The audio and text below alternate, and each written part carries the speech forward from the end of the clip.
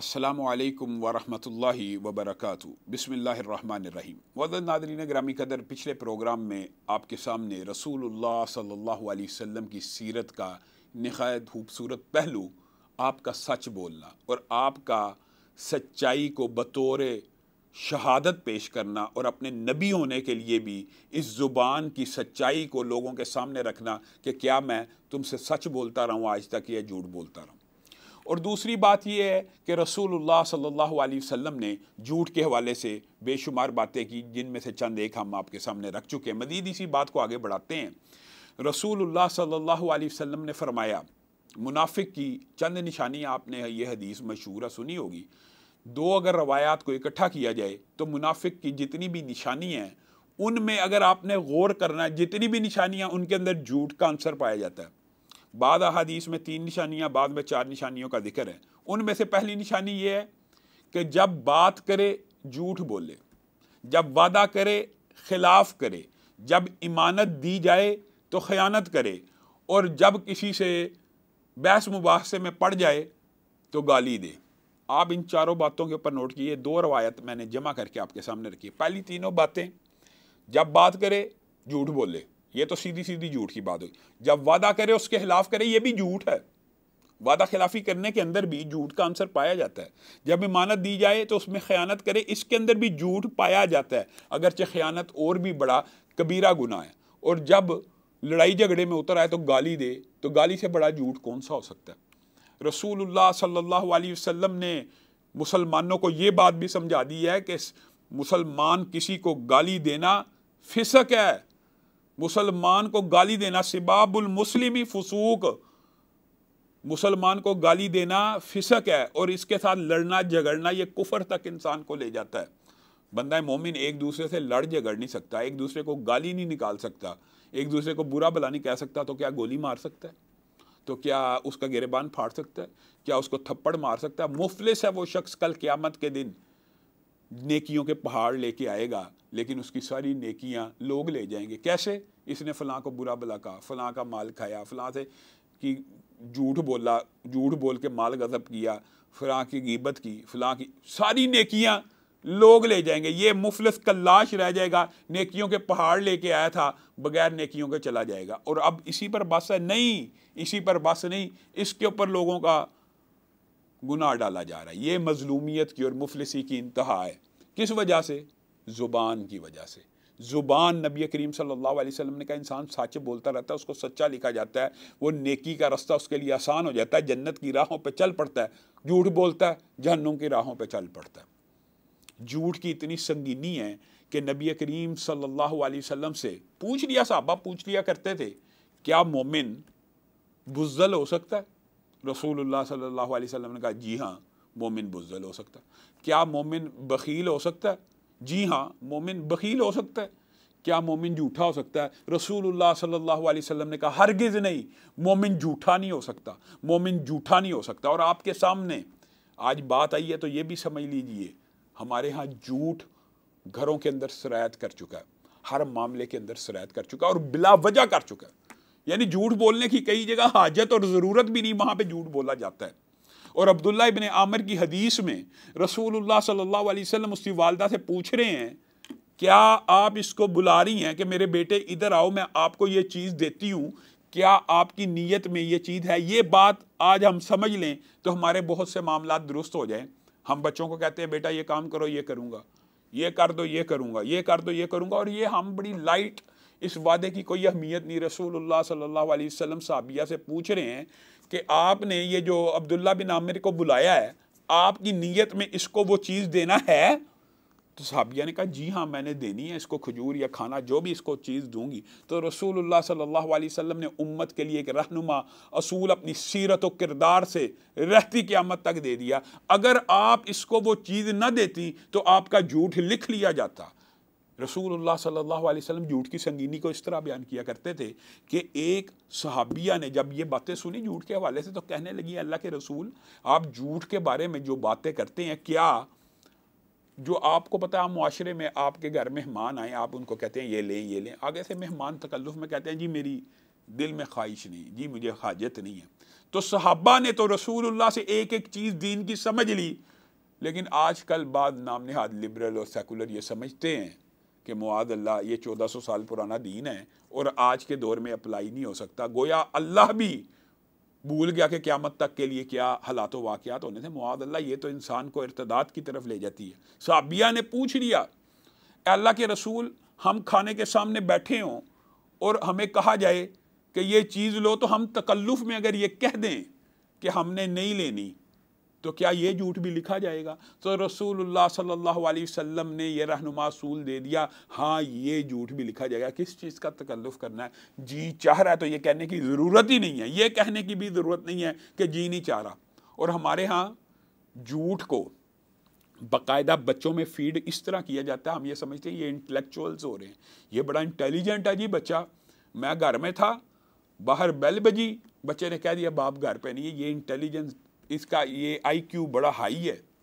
بچے کو جھوٹ سکھا کے بچپن سے اس کے کانوں میں، اس کے دماغ میں جھوٹ کے ذریعے نبی کریم صلی اللہ علیہ وسلم نے کتنی سنگین باتیں، رسول اللہ صلی اللہ علیہ وسلم سے ایک مرتبہ جب پوچھا گیا نا کہ بدترین گناہ کون سے ہیں، تو رسول اللہ صلی اللہ علیہ وسلم نے تیسرے نمبر کے اوپر ایک مرتبہ اٹھ کے بیٹھ گئے اور کہا جھوٹی گواہی، جھوٹی بات، جھوٹی بات، جھوٹی گواہی، جھوٹی بات۔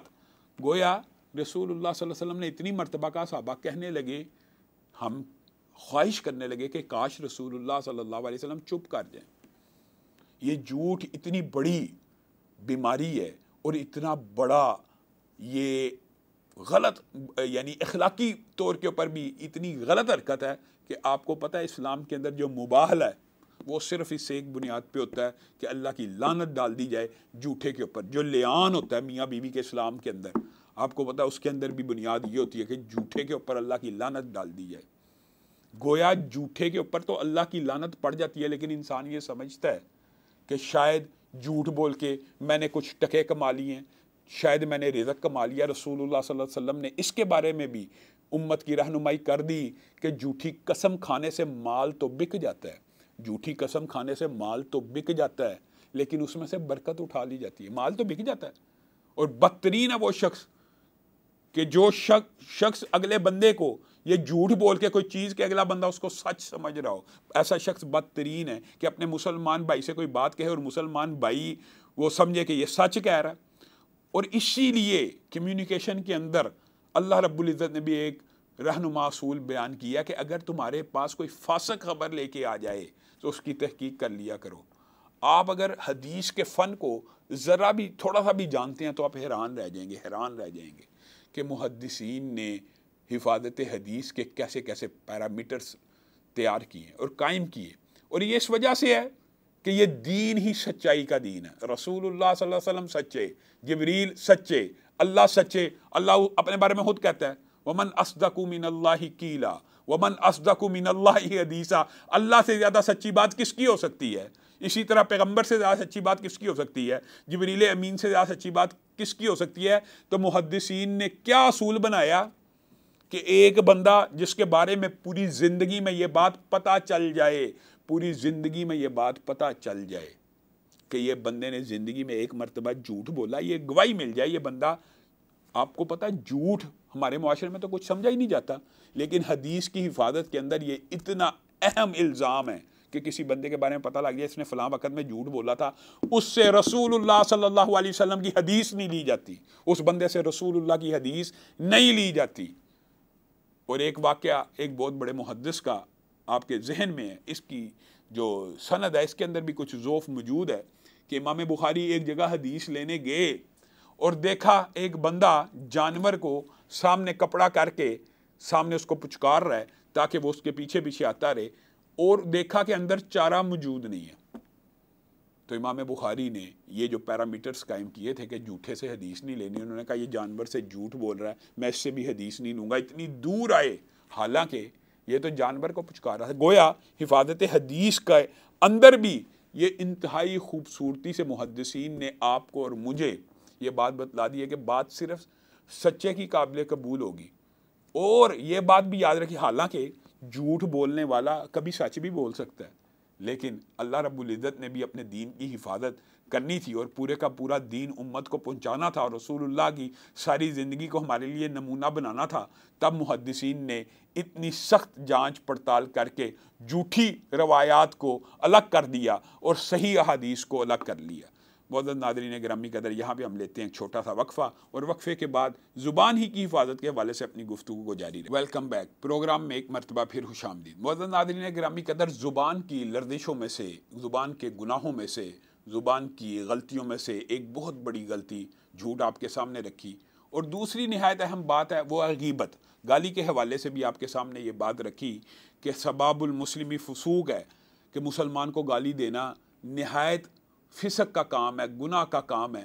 حتیٰ کہ بعض روایات یہ بھی ملتی ہیں کہ ایک بندہ دوسرے بندے کو گالی دے رہا تھا تو دوسرا بندہ اس کے بدلے میں سلام بھیج رہا تھا، تو رسول اللہ صلی اللہ علیہ وسلم نے کہا جب تو سلام بھیجتا تھا تو فرشتے کہتے تھے سلام تو تجھ پہ ہی ہو، اور جب وہ گالی نکالتا تھا تو فرشتے کہتے تھے کہ یہ گالی تو تیرے پہ ہی لوٹی۔ اور حضرت ابو بکر کا بھی ایک مشہور واقعہ اس ضمن میں موجود ہے کہ جب ان کو ایک شخص نے برا بلا کہا خاموش رہے خاموش رہے، جب انہوں نے جواب دیا تو رسول اللہ صلی اللہ علیہ وسلم نے کہا ابو بکر جب تک تو خاموش تھا فرشتے تیری طرف سے جواب دے رہے تھے، اب تو نے خود اپنا معاملہ برابر کر لیا۔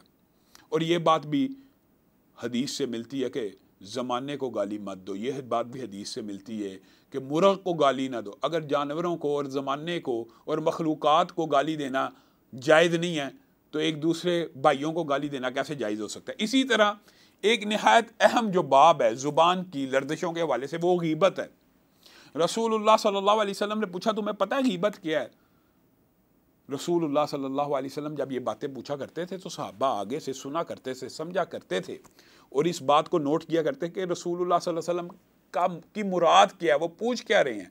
تو صحابہ نے کہا کہ کسی بندے کا، اور صحابہ نے کئی دوسری روایات میں آتا ہے کہ خود استفسار کیا کہ آپ بتا دیئے غیبت کیا ہے۔ پہلے رسول اللہ نے پوچھا کہ غیبت کیا ہے، تو صحابہ نے پوچھا کہ آپ بتا دیجئے، تو بعض روایات کے اندر یہ الفاظ موجود ہیں، رسول اللہ نے کہا غیبت یہ ہے کہ تم اپنے بھائی کا ذکر اس طرح کرو کہ اگر اس کے سامنے کیا جائے تو اس کو ناگوار گزرے۔ گویا باقی روایات کو بھی اگر ملا لیا جائے تو یہ بات کلیئر ہوگی، کسی بھائی کا ذکر اس طرح کرو کہ اگر اس کے سامنے کرو تو اس کو برا لگے۔ تو صحابہ نے پھر رسول اللہ سے پوچھ لیا، ان کا مزاج تھا کہ اللہ کے رسول اگر وہ برائی اس کے اندر موجود ہو، رسول اللہ صلی اللہ علیہ وسلم نے کہا غیبت کا ترجمہ ٹرانسلیشن یہ ہے وہ برائی اس کے اندر موجود ہو، اگر وہ موجود نہ ہو یہ تو بہتان ہو گیا۔ یہ بات اگر مجھے اور آپ کو سمجھ آ جائے تو ہمیں پتہ چل جائے غیبت کیا۔ ہم یہ سمجھتے ہیں کسی بندے میں کوئی عیب ہے تو اس عیب کو بیان کیا جائے گا، تو یہ شاید ہم جھوٹ نہیں بول رہے، یہ تم جھوٹ تو نہیں بول رہے لیکن تم غیبت کر رہے ہو، اور غیبت کرنے کا گناہ اتنا شدید ہے۔ رسول اللہ صلی اللہ علیہ وسلم نے کہا، معراج کی رات کی حدیثیں آپ کے سامنے نہیں ہیں، کہ سینوں کو نوچ رہے ہیں، جبڑوں کو نوچ رہے ہیں، ناخنوں کے ساتھ، لوہے کے ناخنوں کے ساتھ گوشت کو نوچ رہے ہیں، کہ یہ غیبت کرنے والے ہیں۔ رسول اللہ صلی اللہ علیہ وسلم نے اپنے صحابہ کو کہہ دیا یہ جو ابھی بدبو تمہیں آ رہی ہے تمہیں پتہ کس کی ہے؟ غیبت کرنے والوں کی ہے۔ کل قیامت کے دن غیبت کرنے والوں کو کہا جائے گا کہ اپنے بھائی کا گوشت کھاؤ، مردہ بھائی کا گوشت کھاؤ، کیونکہ دنیا میں تو تم کھایا کرتے تھے۔ اور غیبت کے ہی حوالے سے ایک اور طریحی واقعہ موجود ہے جس کی سند کے اندر بھی ضعف ہے، لیکن دیگر روایات اس کو مستحکم کرتی ہیں کہ حضرت ابو بکر، حضرت عمر اپنے غلام کے ساتھ رسول اللہ صلی اللہ علیہ وسلم کے ساتھ سفر میں تھے۔ یہ صرف آپ کو سمجھانے کے لیے بات بتا رہا ہوں کہ غیبت رسول اللہ کس چیز کو کہتے ہیں، کہ جو چیز اس کے اندر ہو اس کو بیان کیا جائے۔ یہ سفر میں موجود ہیں اور حضرت ابو بکر و عمر نے دیکھا ہمارا جو غلام ہمارے ساتھ کام کے لیے آئے یہ تو سو رہا ہے، ایک دوسرے کی طرف آنکھوں میں دیکھا کہ یہ تو ہم کام کرنے کے لیے، صرف یہ کوئی الفاظ ادا نہیں کیے، مفہوم یہ تھا کہ اس کو تو کام کرنے کے لیے، کھانا پکانے کے لیے لائے تھے اور یہ تو سو رہا ہے۔ اب رسول اللہ صلی اللہ علیہ وسلم کی بارگاہ میں حاضر ہوئے کہ غلام تو اٹھا نہیں، کھانا تو بنا نہیں سکا، تو رسول اللہ نے کہا اے ابو بکر و عمر آپ اپنا کھانا کھا چکے ہو۔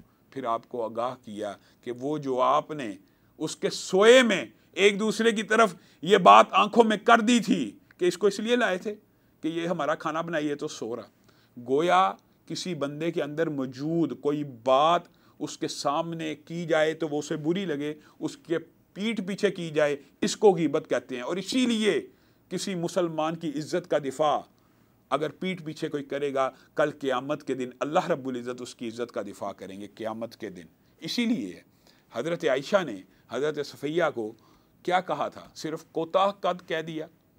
اور کیا ان کا قد، کسی قد کا چھوٹا ہونا یہ عیب نہیں ہے، لیکن ان کے منہ سے الفاظ نکل گئے تو رسول اللہ صلی اللہ علیہ وسلم نے حضرت عائشہ کو کہہ دیا تھا آپ نے اتنی کڑوی بات کی ہے، 7 میٹھے سمندروں کو کڑوا کر دے۔ اللہ کے ہاں یہ اتنی باری بات ہے، یہ لیکن ٹریننگ ہو رہی تھی، یہ امت کو بتلایا جا رہا تھا کہ مسلمان ایک دوسرے کی پیٹھ پیچھے نہ برائی کرتا ہے، نہ غیبت کرتا ہے، اس کا خیر خواہ ہوتا ہے، نہ چغل خوری کرتا ہے۔ حتیٰ کہ رسول اللہ صلی اللہ علیہ وسلم ایک قبر کے اوپر گئے اور کہا تھا اس قبر والے کو کسی بڑے گناہ کی وجہ سے عذاب نہیں ہو رہا، غیبت کی وجہ سے ہو رہا ہے اور پیشاب کے چھینٹوں سے نہیں تھا بچتا۔ آپ مجھے بتائیے ہمارا پورے کا پورا معاشرہ، یہ جو گپ شپ کا کلچر ہے، یہ جو عورتوں کا، کسی کو تان و تشنیع کرنا مقصود نہیں ہے، لیکن اسپیشل میٹنگز اس لیے ارینج کی جاتی ہیں کہ فلاں کو ڈسکس کرنا، فلاں کو ڈسکس کرنا، کسی کو ڈسکس کرنا، کیا یہ غیبت نہیں ہے؟ اسلام کے اندر غیبت زبان کے حوالے سے ایک اور نہایت اہم بات ہے، لان تان کر دینا، کسی کے اوپر لعنت بھیج دینا، اس کے اوپر لعنت ہو، فلاں کے اوپر لعنت ہو۔ رسول اللہ صلی اللہ علیہ وسلم نے کہا مومن لعنت کرنے والا نہیں ہوتا۔ ایک عورت نے، ایک صحابیہ نے ایک جانور اور اونٹنی پہ لعنت کر دی کہ اس کے اوپر لعنت ہو، چل نہیں رہی ہوگی تیز یا جو بھی معاملہ تھا، تو رسول اللہ صلی اللہ علیہ وسلم نے حکم دیا اس کے اوپر سے سامان اتار لیا جائے، اس کے اوپر لعنت پڑ چکی ہے۔ اور وہ اونٹنی پھر صحرا میں دوڑتی پھرتی تھی۔ جانور کے اوپر بھی رسول اللہ صلی اللہ علیہ وسلم نے لعنت کرنے سے منع فرمایا۔ کیوں؟ یہ اصول اگر آپ کے اور مجھے یاد ہو جائے نا تو ہماری زندگی بدل جائے، ہم کسی کے اوپر لعنت کریں ہی نہ۔ رسول اللہ صلی اللہ علیہ وسلم نے فرمایا جب لعنت کرنے والا کسی کے اوپر لعنت کرتا ہے، جب لعنت کرنے والا کسی کے اوپر لعنت کرتا ہے تو 2 کاموں میں سے ایک کام ہو جاتا ہے، واقعہ ہو جاتا ہے۔ کیا؟ اگر وہ بندہ لعنت کا مستحق ہے یا جانور لعنت کا مستحق ہے تو اس کے اوپر پڑ جاتی ہے، ورنہ یہ لعنت جس نے کی ہے اسی کے اوپر لوٹ آتی ہے۔ بتائے انسان ہر وقت لعنت ملامت کسی کو کر رہا ہے تو اگر وہ بندہ مستحق نہیں ہے تو لعنت تو آپ کے اوپر لوٹ رہی ہے۔ آپ کہاں پہ ہیں؟ آپ کیا سمجھ رہے ہیں کسی کے اوپر لعنت کرنا؟ آپ جانتے ہیں اس کے ذاتی اعمال کو، آپ اس کے بارے میں اس کی کہ اللہ کے ہاں اس کی ویلیو کیا، آپ نے اس کے اوپر لعنت کر دی، اگر وہ مستحق نہیں ہے تو لعنت تو آپ کے اوپر پڑ گئی۔ اور اسی طرح زبان کے اندر ہی ایک بہت بڑی خامی جو آج کل ہمارے معاشرے میں موجود ہے وہ تکفیر کی بھی ہے، کسی کو کافر قرار دے دینا، کسی کو فاسق قرار دے دینا، کسی کو ظالم۔ یہ بات یاد رکھی جائے کہ غیبت کی ایک صورت جائز بھی ہے، یہ بات اگر آئی ہے ضمنی طور پہ تو سمجھ لیجئے کہ جب انسان مظلوم ہو اور اس نے اپنا حق لینا ہو تو وہ ظالم کے بارے میں شکایت کر سکتا ہے کہ اس نے میرا حق کھایا ہے، مجھے میرا حق دلوایا جائے۔ یہ صورتیں جو جائز ہیں میں ان کے علاوہ کی بات کر رہا ہوں۔ اور جو تکفیر کی بات ہے، اگر عصر حاضر میں صرف ایک مسئلہ یہ سمجھ آ جائے، جس طرح لعنت کا مسئلہ ہے نا کہ لعنت پڑ جاتی ہے، اسی طرح تکفیر کے حوالے سے اگر کوئی مسلمان بندہ، اگر کوئی مسلمان بھائی اپنے بھائی کو کہہ دے تو کافر ہے، اور یہ کلچر عام ہو گیا ہمارے معاشرے میں، حیران کن بات ہے، یہ بہت بڑا فتنہ ہے، تو اگر وہ بندہ کافر نہیں نا تو کہنے والا کافر ہو جاتا ہے۔ یہ صحیح ترین حدیث سے ثابت ہے۔ یہاں پہ آپ نے رکنا ہے، غور کرنا ہے، سوچنا ہے کہ اگر ایک مسلمان کو کافر کہنے سے بندہ کافر ہو جاتا ہے، اگر وہ اس کا الزام جھوٹا ہے، تو کسی تابعی کو، کسی صحابی کو کافر کہنے سے یا بے ایمان کہنے سے بندے کا ایمان باقی رہتا ہے؟